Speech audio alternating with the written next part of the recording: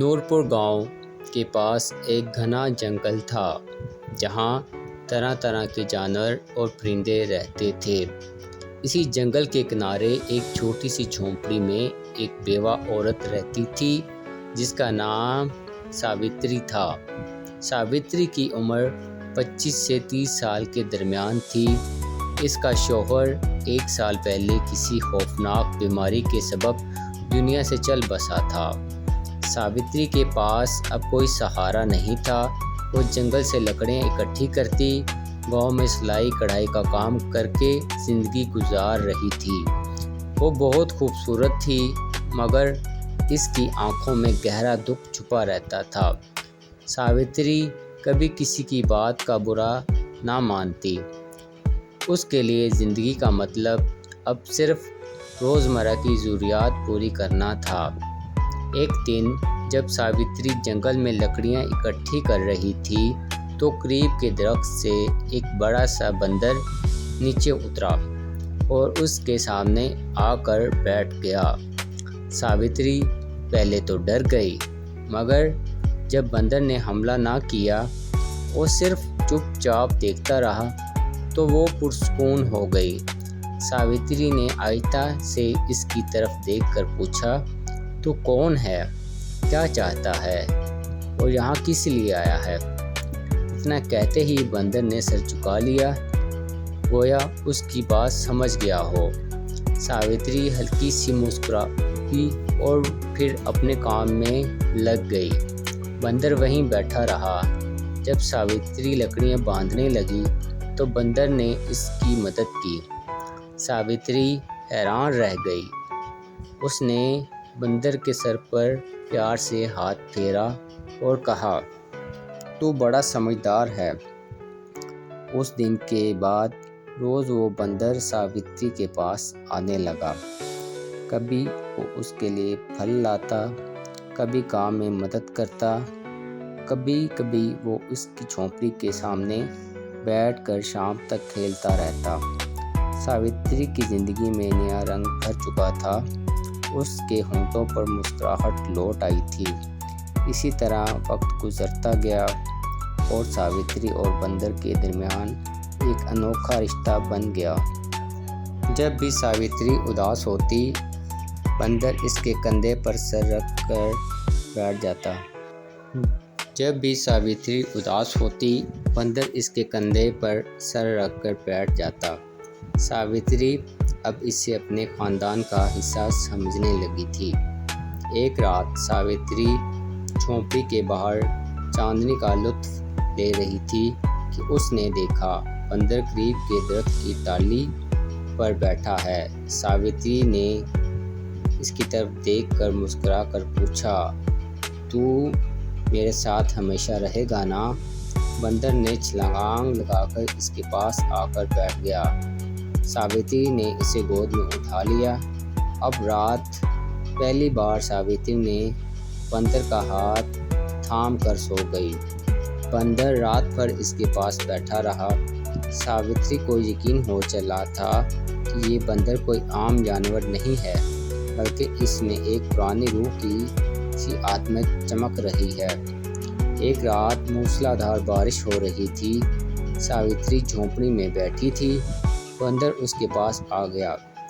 बिजली की चमक में सावित्री ने देखा कि बंदर की आंखें गहरी और चमकदार हो गई थी।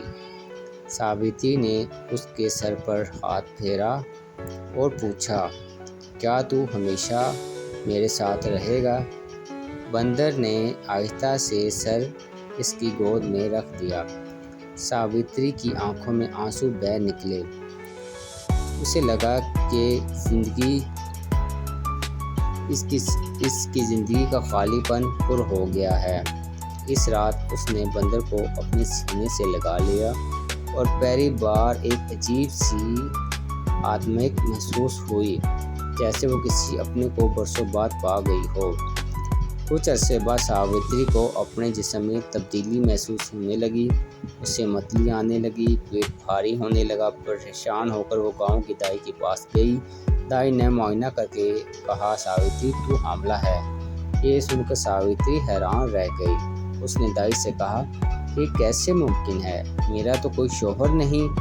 दाई ने इसकी आंखों में देखकर सुकून से कहा, सब कुछ खुदा की मर्जी से होता है बेटी। सावित्री उलझन में पड़ गई।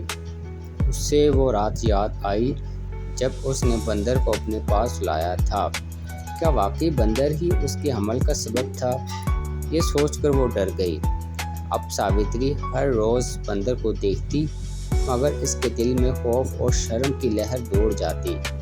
बंदर पहले की तरह उसके आसपास घूमता, मदद करता, फल लाता, मगर सावित्री के दिल में सवाल उभरने लगे। क्या ये मोहब्बत है? क्या ये कोई मौज़ा है या फिर कोई सज़ा? क्या ये बंदर वाकई एक आम जानवर है या फिर कोई देवता या फिर कोई सज़ा याफ्ता रूह? ये बात जल्द ही गांव में फैल गई कि सावित्री हामला है। गांव वालों ने इसके बारे में अजीबोगरीब बातें करना शुरू कर दी। एक बेवा के पेट में बच्चा कैसे हो सकता है? ये तो कोई गुनाह है। कहीं जंगल का कोई अफरियत तो इसके ख्वाबों में नहीं आता। सावित्री परेशान थी। वो जानती थी कि उसने किसी मर्द के साथ कोई ताल्लुक़ नहीं बनाया था, फिर भी ये हमल कैसे मुमकिन था? एक दिन सावित्री झोंपड़ी के बाहर बैठी थी। बंदर पास ही बैठा इसकी आंखों में देख रहा था। इसकी आंखों में वही गहरी चमक थी जो बारिश वाली रात थी। आंसुओं से भरी सावित्री की आंखों से अल्फाज गांव के मुखिया ने सख्त लहजे में पूछा, सावित्री मगर ये कैसे मुमकिन है? तेरे मेरे हमल का सबब कौन है? मेरे गांव को जब गांव वालों को पता चला तो पंचायत के बाद उसने आहिस्ता से कहा, मुझे नहीं गांव पता। के मुखिया ने पंचायत वाले लहजे में पूछा, तू झूठ बोल रही सावित्री है, बगैर किसी सच मर्द सच के बता, हमल कैसे तेरे ठहर हमल का सकता है? बाप कौन सावित्री है? ने हिम्मत करके कहा, सावित्री मेरी जिंदगी सर में कोई झुकाए मर्द नहीं आया, खड़ी रही। लेकिन एक बंदर कुछ है देर बाद जो हर रोज उसने मेरे आहिस्ता साथ से रहता कहा, है, मुझे मेरी नहीं मदद पता। करता है, मेरा पंचायत सहारा वाले है। चिल्लाए, मुखिया हंसते हुए तू बोला, झूठ बोल क्या रही तू ये है? कह रही है कि बगैर तू किसी एक मर्द बंदर से से हमल हमला हुई कैसे है? ठहर सकता है? गांव वाले जोर जोर से सावित्री हंस ने पड़े। हिम्मत करके कहा, सावित्री के चेहरे मेरी पर जिंदगी में थी। कोई मर्द नहीं उसने आया। कहा, मैंने कभी लेकिन किसी से एक कोई बंदर ताल्लुक है नहीं जो बनाया। हर रोज मेरे मैं खुद साथ नहीं जानती रहता ये है, कैसे हुआ, मेरी मगर मदद ये सच करता है, जब मेरा से वो सहारा बंदर है। मेरी झोंपड़ी में आया, मुखिया मेरी हंसते हुए जिंदगी बोला, बदल गई। क्या तू गांव ये कह वालों ने रही है सावित्री को तू नापाक एक और बंदर से बदमाश हमला हुई समझ है? लिया। गांव औरतों वाले ने जोर इससे जोर बात से करना बंद कर हंस दी। पड़े। बच्चे भी मगर इसकी झोंपड़ी सावित्री के पास चेहरे पर नहीं आते संजीदगी थे। थी। सावित्री उसने बिल्कुल कहा, अकेली पड़ चुकी मैंने थी। कभी किसी से कोई एक दिन ताल्लुक वो नहीं अकेली बनाया। झोंपड़ी में मैं थी खुद नहीं कि जानती ये बंदर कैसे आया। हो। आहिस्ता से इसके मगर सामने ये सच है कि जब से वो घुटनों बंदर पर मेरी सर जिंदगी में रख आया दिया। है, सावित्री मेरी जिंदगी बदल गई आहिस्ता है। से इसके सामने गांव वालों ने पर सर रख सावित्री दिया। को नापाक सावित्री और ने बदमाश इसकी समझ आंखों में लिया। देखकर पूछा, क्या तुम औरतों ने मुझसे इससे कुछ बात छुपा करना रहा है? बंद कर दी। बंदर ने बच्चे गहरी भी निगाह इसकी से झोंपड़ी इसे के पास नहीं नहीं आते थे। उसकी आंखों सावित्री से आंसू अकेले टपक पड़ पड़े। चुकी थी। सावित्री चौंक गई। एक दिन तू रो रहा वो है, अकेली बंदर झोंपड़ी ने में आहिस्ता थी से कि इसका बंदर हाथ आया पकड़ लिया और आहिस्ता से सावित्री ने इसके महसूस सामने किया घुटनों पर सर रख जानवर दिया। में भी सावित्री ने इसकी इसकी आंखों में देखकर पूछा, अचानक बंदर क्या खड़ा तू हुआ और मुझसे जंगल कुछ की छुपा तरफ चल रहा पड़ा। है? बंदर ने सावित्री गहरी आवाज दी, गहरी निगाह कहाँ से जा उसे रहा देखा। है? रुक जा। अचानक मगर इसकी बंदर ने आंखों मुड़ से कर आंसू भी नहीं टपक पड़े। देखा। सावित्री चौंक हैरान गई, होकर रो वहीं रहा बैठ है। गई। बंदर ने अगले दिन आहिस्ता गांव से में इसका हाथ एक पकड़ लिया। साधु सावित्री ने महात्मा महसूस आए। किया कि इस बेजुबान जानवर में भी गहरी आत्मिक छुपी है। अचानक बंदर खड़ा हुआ और जंगल की तरफ चल पड़ा।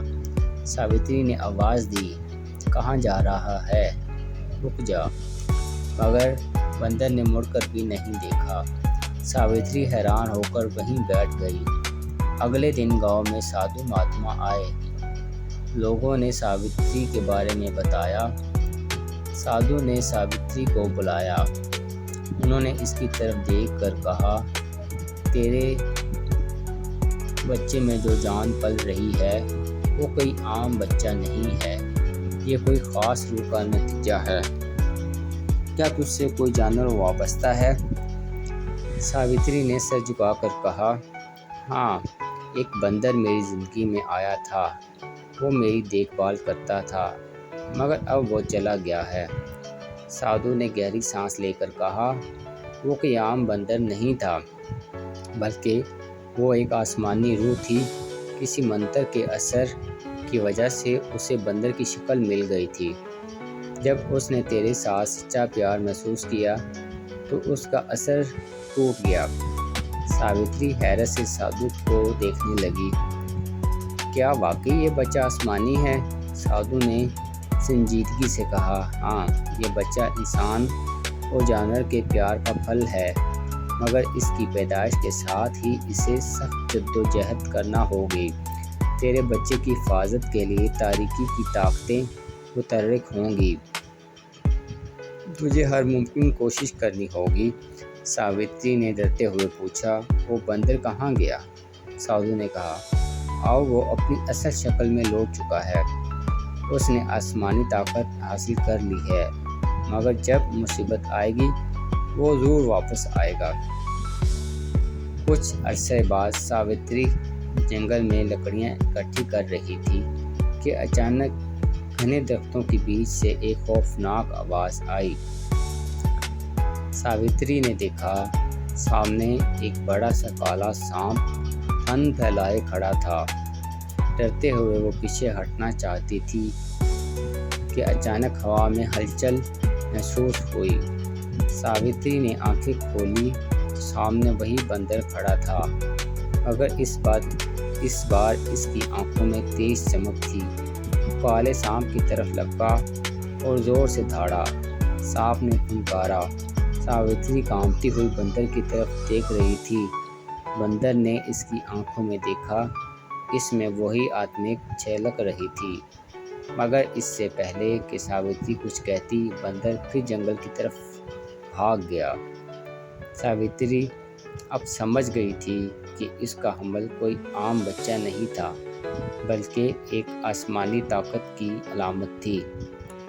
बंदर अचानक ज़ाहिर होना और सांप से बचाना इस बात का सबूत था कि कुछ बड़ा होने वाला है। हमल का वक्त पूरा होने को था। एक रात तेज आंधी आई। आसमान में बिजली कड़क रही थी। सावित्री अकेली झोंपड़ी में बैठी थी कि उसे बाहर चलने की आहट सुनाई दी। उसने देखा, एक काले कपड़े में लिपटा हुआ शख्स झोंपड़ी के सामने खड़ा था। सावित्री ने डरते हुए पूछा, कौन हो तुम? उस शख्स ने आहिस्ता से हाथ बढ़ाते हुए कहा।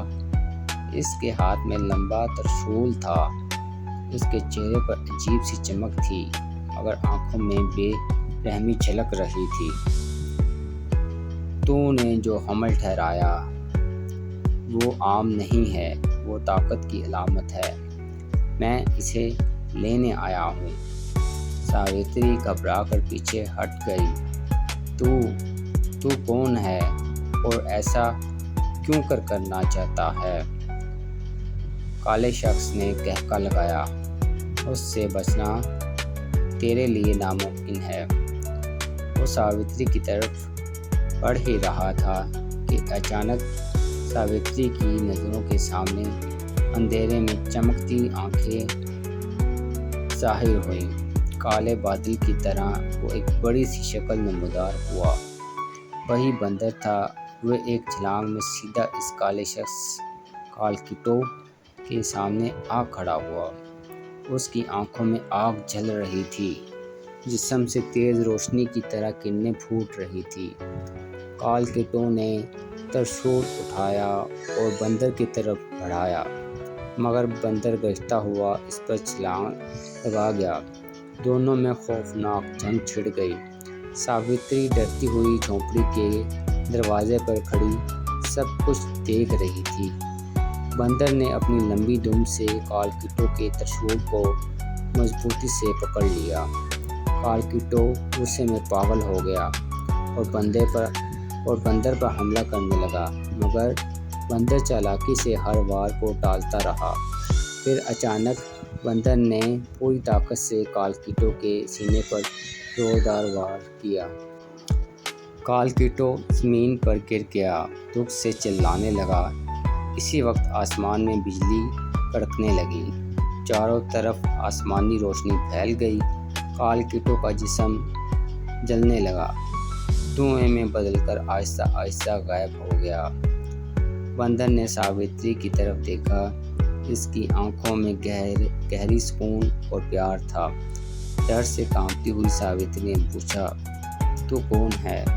बंदर आहिस्ता आहिस्ता इसके पास बढ़ा। उसने अपना नरम हाथ सावित्री के हाथ में रख दिया। इसी लम्हे उसके पूरे जिस्म से आसमानी रोशनी फूटी और वो एक खूबसूरत जवान में तब्दील हो गया। सावित्री हैरान रह गई। इसके सामने एक आसमानी हसीन जवान खड़ा था, जिसके जिस्म से तेज टपक रहा था। इसकी आंखों में प्यार और हमदर्दी की गहराई थी। जवान ने कहा, मैं कोई आम बंदर नहीं था सावित्री, मैं आरशी का बेटा हूँ। मुझे एक मंत्र ने ही बंदर बना दिया। जब तक मैं किसी औरत के सच्चे प्यार का इम्तिहान ना दे दूँ, मुझे जानवर की शक्ल में रहना होगा। सावित्री ने हैरानी से पूछा, फिर तूने मुझसे प्यार क्यों किया? जवान ने कहा, क्योंकि तेरा प्यार बेलौस और बेगरज था। तूने मुझसे बिला शर्त प्यार किया। सावित्री ने पूछा, कैसा इम्तिहान? जवान ने जवाब दिया, तेरे पेट में जो जान पल रही है वो कि आम जान नहीं है, वो कायनात के तवाज़ुन की अलामत है। मगर कालकीटो जैसे अफरीत अब भी मुतहर्रिक हैं। सावित्री ने जवान का हाथ थाम कर कहा, लेकिन तूने मुझे अकेला क्यों छोड़ दिया? जवान मुस्कुराकर बोला, मैं तुझे इसके लिए छोड़ कर गया ताकि मेरे प्यार की सच्चाई साबित हो सके। मैं जानना चाहता था कि क्या तू मेरे बगैर भी अपने बच्चे की हिफाजत कर सकेगी, और तूने साबित कर दिया कि तू सच्ची साथी है। सावित्री की आंखों से आंसू बह निकले। उसने जवान को सीने से लगाकर कहा, मैं तुझे कभी जाने नहीं दूंगी। जवान ने कहा, अब मुझे तुझे छोड़कर कभी नहीं जाऊंगा, मगर तेरे बच्चे की हिफाजत के लिए मुझे दोबारा आसमानी शक्ल में जाना होगा। मैं तब लौटूंगा जब तुझ पर या तेरे बच्चे की जान को कोई ख़तरा होगा। सावित्री ने घबरा कर कहा, लेकिन अगर तू चला गया तो मैं अकेली कैसे रहूँगी? जवान ने इसके चेहरे को दोनों हाथों में थामते हुए कहा, तेरे दिल में जो ताकत है वही तेरी हिफाजत करेगी, और मैं हमेशा तेरे साथ रहूँगा, चाहे तू मुझे देख सके या ना देख सके। जवान ने आहिस्ता से सावित्री का हाथ छोड़ा और फिर तेज़ रोशनी में बदल गया। फिर वो बंदर की शक्ल में वापस लौट आया। बंदर ने सावित्री की तरफ आखिरी बार प्यार से देखा और जंगल की तरफ दौड़ गया। सावित्री वहीं बैठी रही। इसके दिल में खौफ और प्यार दोनों थे। वो जानती थी कि जो जान इसके पेट में पल रही है वो अब सिर्फ इसकी नहीं बल्कि कायनात के मुस्तकबिल की मुहाफिज है। सावित्री का हमल पूरा होने को था। गांव वाले अब भी इसे शक की निगाह से देखते थे, मगर सावित्री के दिल में अब ना कोई शक था ना डर। उसे यकीन था कि इस बच्चे की पैदाइश एक आसमानी मकसद के लिए हो रही है। सुबह होते ही गांव में अजीब सी हलचल मच गई। आसमान पर अंधेरा छा गया। दरख्त तेज़ी से हिलने लगे। परिंदे डर के मारे इधर उधर उड़ने लगे। सावित्री झोंपड़ी से बाहर निकली तो देखा गांव के बाहर एक बहुत बड़ा अफरीत खड़ा था। वो कालकीटो था। उसकी सुर्ख आंखों में गुस्से की आग भड़क रही थी। उसने गरजते हुए कहा, मैं वापस आ गया हूँ। तेरे पेट की जान को मैं पैदा नहीं होने दूंगा। सावित्री ने बहादुरी से कहा, तू मेरे बच्चे को छू भी नहीं सकता। कालकीटो ने ज़ोर से कहकर लगाया, तू अकेली क्या कर सकती है? मैं खुद अंधेरे का मालिक हूँ। इस राक्षस कालकीटो ने त्रिशूल उठाया और सावित्री की तरफ फेंक दिया। सावित्री ने आंखें बंद कर लीं। अचानक हवा में गर्ज सुनाई दी। सावित्री ने आंखें खोल लीं तो देखा सामने वही बंदर खड़ा था और उसकी आंखों में आग की चिंगारियां निकल रही थी। बंदर ने छलांग लगाकर हवा में त्रिशूल पकड़ लिया और कालकीटो की तरफ फेंक दिया। त्रिशूल कालकीटो के सीने में पेवस्त हो गया। कालकीटो दुख से चिल्लाया। बंदर ने कहते हुए कहा, कालकीटो, तेरा खात्मा अब यकीनी है। अब तू इस कायनात का हिस्सा नहीं रहेगा। कालकीटो ने गुस्से में कहा, तू मुझे नहीं हरा सकता, तू बस एक रुका हुआ है। बंदर ने जोर से छलांग लगाई और कालकीटो के सर पर जोरदार वार किया। उसका जिस्म जलने लगा और राख में बदल गया। सावित्री ने देखा कि बंदर अब आहिस्ता आहिस्ता इसके पास आ रहा था। उसकी आंखों में प्यार और सुकून बह रहा था। बंदर ने इसका हाथ छुआ और कहा, अब तुझे अपनी किस्मत का सामना करना है। सावित्री को अचानक तेज़ दर्द उठा। वो ज़मीन पर बैठ गई। बंदर ने इसके सर पर हाथ रखा। सावित्री को लगा जैसे आसमानी ताकत उसके दर्द के दरमियान से एक मीठी रोशनी बनकर नमूदार हो रही है।